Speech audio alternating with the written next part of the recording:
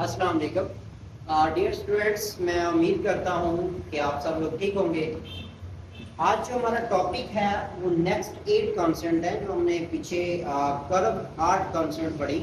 उनसे अगली जो कॉन्सेंट है वो 8 कॉन्सेंट है। हम उनको पेयर तो नहीं कह सकते, लेकिन लाइकली टू बी पेयर मेरे ख्याल में। उनमें से कुछ तो कॉन्सेंट ऐसी हैं कि जो नीचे से ऊपर को ही लिखी जाती है मेनली, लेकिन ज्यादा जो मोस्टली कॉन्सेंट है उनके बारे में बिल्कुल कहता है कि वो फॉरवर्ड लिखी जाती है, आगे को लिखी जाती है। यानी कि हम इस तरह भी कह सकते हैं कि वो हॉरिजॉन्टल लिखी जाती है। ठीक है, वो कौन कौन सी है? ए है,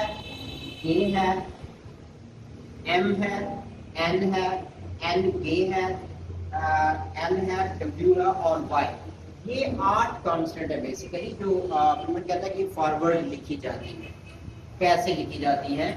और इसमें एक चीज आपको बताता चलूं, ये सारी लाइट कॉन्स्टेंट है एक्सेप्ट दो कौन सी कॉन्स्टेंट जो थिक है, एक तो ए है और दूसरा एन के। मैंने स्पेलिंग बना दी है ताकि आपको पता रहे कि ये दो जो कॉन्स्टेंट है हमारी थिक है, जो है दूसरी जो कॉन्स्टेंट है सारी लाइट कॉन्स्टेंट है। के ये है, इसी को अगर थिक कर देंगे तो ये के बन जाएगा। एम थोड़ा सा कर्व करना है, एम आएगा। इसी को अगर उल्टा कर देंगे तो एन बन जाएगा। इसी एन को अगर थिक कर देंगे तो एन के बन जाएगा। ये एल है, कर्व थोड़ा सा कर्व है, एल की कॉन्स्टेंट है। ये W small initial small book के साथ हमने बनाना है डब्ल्यू को। इसी को रिवर्स कर देंगे तो ये हमारा ये बन जाएगा, यानी कि वाई की कॉन्स्टेंट बनेगी। ठीक है जी, तो ये आपकी कॉन्स्टेंट है। इसकी हुक आपने इतनी बड़ी नहीं करनी, ठीक है ना, इसको ऐसे करना है। ये बिल्कुल स्ट्रेट है, इसका ये जो डंडा सा है ये बिल्कुल उतना इतना सी एच का है, लेकिन मेक श्योर कि आपने इसको नीचे से ऊपर को बनाना है, ना कि ऊपर से नीचे को बनाना है। सिमिलरली आपका वाई भी इसी तरह ही बनेगा, ये ना कि ये बनेगा। ठीक है, ये नहीं बनाना, और ना इसकी हुक इससे बड़ी करनी है, छोटी स्मॉल हुक के साथ। इसी तरह इन्हीं कॉन्सेप्ट को इस्तेमाल करते हुए कुछ शॉर्ट फॉर्म बनती है के की जो कॉन्सेप्ट है वो कम की शॉर्ट फॉर्म भी होगी। जो के की कॉन्सेप्ट है वो कम की शॉर्ट फॉर्म के तौर पर यूज होएगी। और गिव एंड गिवन, ये दो शॉर्ट फॉर्म है, इसके लिए के की कॉन्सेप्ट हम यूज करेंगे। ठीक है जी, एम से गिव की शॉर्ट फॉर्म बनती है, इसी तरह एन से कोई नहीं किसी की शॉर्ट फॉर्म बनती। एन के से थिंग की शॉर्ट फॉर्म बनती है। एल से लॉर्ड, जो मालिक होता है या आका होता है, इसकी शॉर्ट फॉर्म बनती है। ठीक है जी, इसी तरह जो डब्ल्यू है उससे बी की शॉर्ट फॉर्म बनती है, और ये से कोई नहीं किसी की शॉर्ट फॉर्म। ये आपकी 8 कॉन्सेप्ट है और ये आपके अकॉर्डिंगली इसकी शॉर्ट फॉर्म है। जो इन्हीं कॉन्सेप्ट को इस्तेमाल करते हैं और शॉर्ट फॉर्म बनाएंगे, इन्हीं कॉन्सेप्ट को इस्तेमाल में लाते हुए हम नेक्स्ट 8 कॉन्सेप्ट बनाएंगे। ठीक है जी, आपकी ये कॉन्सेप्ट जब हम कर चुके हैं, तो चूंकि हमने आप सब लोगों को पता है कि हमने 4 सेकंड फेज के पहले 4 वावल कर दिए हुए हैं। उन 4 वावलों का इस्तेमाल अब हमारे पास जो कॉन्सेप्ट हो चुकी है टोटल, जो हम प्रैक्टिस में कर चुके हैं, वो 22 कॉन्सेप्ट होगी, और 22 कॉन्सेप्ट के साथ आपका 4 वावलों का इस्तेमाल होना है।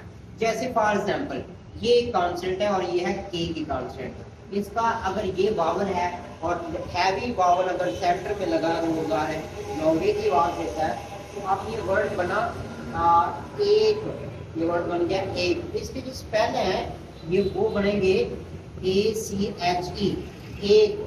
अब ये वर्ड को देखते हुए हम इसको एज नहीं पढ़ सकते, ये ना ही वर्ड एज है, ये वर्ड एक है और इसकी ये स्ट्रोक बनेगी। ठीक है, मैं आपको एक यहाँ पे चीज ऐड करता चलूं कि हमारी जितनी कॉन्सेप्ट है उनमें साइज वाइज कोई फर्क नहीं है। जितना पी का साइज पहली कॉन्सेप्ट का साइज था, आपकी 22 कॉन्सेप्ट का साइज भी उतना ही है, चाहे एम है, चाहे एन है, चाहे वो कर्व कॉन्सेप्ट है या आपकी स्ट्रेट कॉन्सेप्ट है, चाहे वो अपवर्ड लिखी जाती है, डाउनवर्ड लिखी जाती है या हॉरिजॉन्टल लिखी जाती है, लेकिन साइज में कोई फर्क नहीं है। फॉर एग्जांपल एम एन है अगर आपके, तो इसको इतना कर्व नहीं करना, ये आपका ये कर्व है, इसी तरह एन है तो एन को इतना कर्व नहीं करना, ये आपका ये कर्व है, इसी को क्लिक करेंगे तो एन ए बन जाएगा, क्योंकि आपकी नेक्स्ट जो हमारी ये पेड कांस्टेंट थी वो है।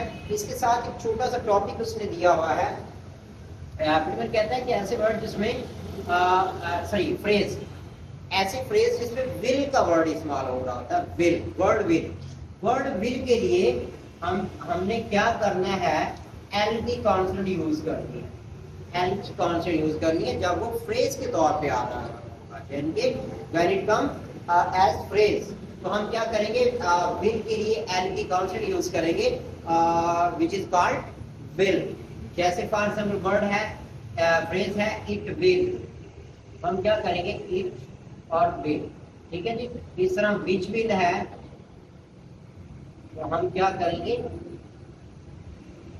विच विल, विच और विल, ठीक है। इस तरह दे विल है,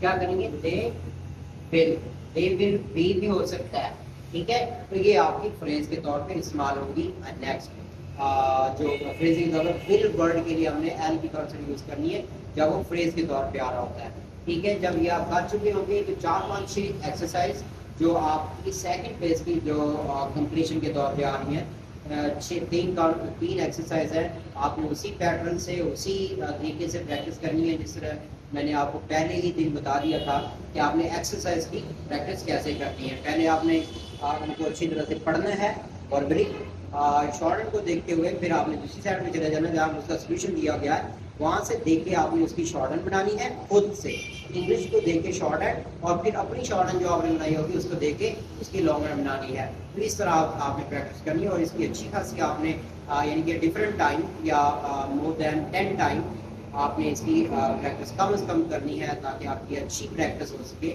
और हमारी अकॉर्डिंगली हमारी ग्रिप शॉर्ट हैंड की तरफ अच्छी हो सके, ठीक है जी। तो ये आपका 6 एक्सरसाइज आज कंप्लीट हो चुकी है। इंशाल्लाह नेक्स्ट एक टॉपिक के साथ आपके साथ यहाँ होंगे, कल तक के लिए इजाज़त दीजिए। अल्लाह हाफ़िज़।